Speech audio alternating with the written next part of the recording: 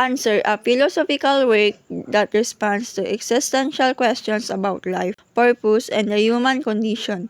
The story examines how individuals seek meaning and understanding in a world full of uncertainties. The Answer: Beidou examines the moral and philosophical difficulties involved in searching for truth in an unpredictable world, highlighting the importance of honesty and the need to face true realities. This poem encourages us to think about in our own beliefs and the challenges of discovering answers in difficult challenges. The Answer by Beidou is a poem that criticizes societal norms and corruption, focusing on how the rich and powerful have lost their integrity.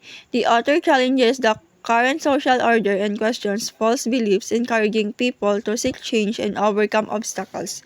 The poem conveys a message of hope and transformation, suggesting that individuals have the power to bring about change by rejecting corrupt system. Beidou reminds us that even in the world corruption or government corruption, we have the strength to stand up for what is right and good for our country.